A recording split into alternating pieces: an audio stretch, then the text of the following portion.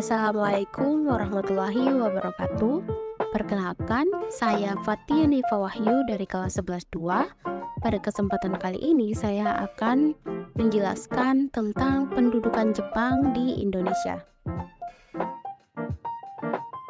Jadi, Jepang pertama kali tiba di Indonesia dan mendarat di Tarakan, Kalimantan Timur pada tanggal 11 Januari 1942.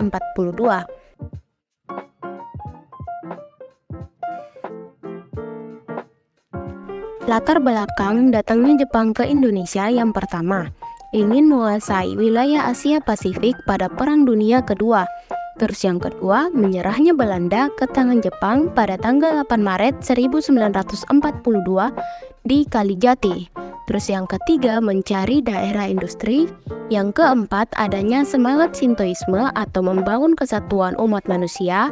Yang kelima, karena adanya gerakan 3A, dan yang terakhir karena adanya kekayaan alam yang dimiliki Indonesia yang sangat melimpah. Namun, ada juga yang mengatakan bahwa awal pendudukan Jepang di Indonesia itu dimulai pada tanggal 10 Januari 1942 di Tarakan, yang kemudian berlanjut ke daerah-daerah lainnya. Jadi di sini terdapat dua sumber, yang dimana satunya itu mengatakan Jepang pertama kali datang di Indonesia itu pada tanggal 10 Januari, dan ada juga yang mengatakan pada tanggal 11 Januari 1942.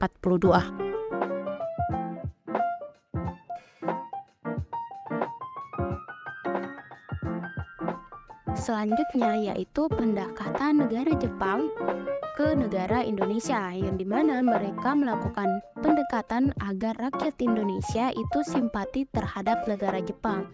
Antara lain, yang pertama pendekatan kepada tokoh dan pemuda Indonesia. Terus yang kedua, menarik simpati umat Islam dan organisasi Islam. Yang ketiga, propaganda anti-imperialisme dan anti-sekutu. Yang keempat, menghapuskan segala hal yang berbau Belanda dan Barat. Yang kelima, mengizinkan penggunaan bahasa Indonesia, pengibaran bendera merah putih, dan menyanyikan lagu Indonesia Raya. Yang keenam, memobilisasi rakyat Indonesia untuk membantu Jepang dalam perniponisasi. Yang ketujuh, melancarkan gerakan 3A dan politik dumping. Dan yang terakhir, menganggap Jepang sebagai saudara tua bangsa Asia.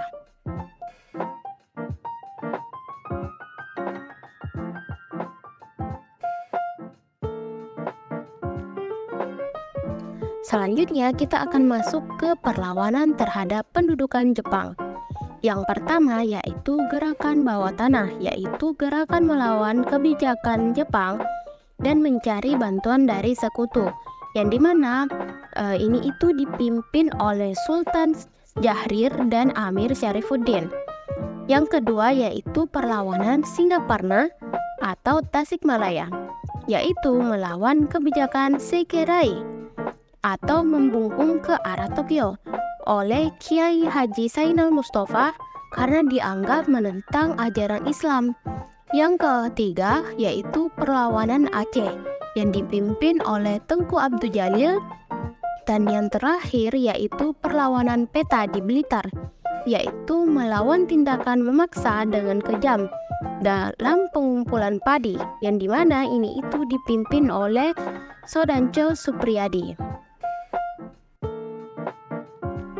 Selanjutnya yaitu dampak-dampak pendudukan Jepang bagi Indonesia.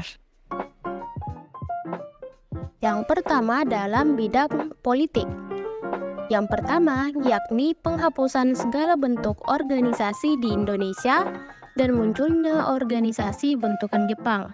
Terus yang kedua itu kekalahan Jepang oleh sekutu membuat Soekarno, Hatta, dan Syahrir dibebaskan. Yang ketiga, orang pribumi dapat menempati jabatan penting dalam organisasi atau lembaga penting. Yang keempat, pembentukan pasukan militer dan semi-militer. Dan yang terakhir, pembentukan BPUPKI dan PPKI. Selanjutnya, pada bidang sosial budaya, munculnya kerusakan mentalitas dan trauma berkepanjangan di Indonesia. Yang kedua, berkembangnya tradisi kerja bakti, kerjasama, gotong royong, dan keuletan dalam melakukan pekerjaan.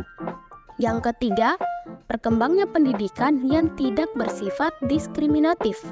Dan yang keempat, berkembangnya bahasa Indonesia dan nama yang diindonesiakan.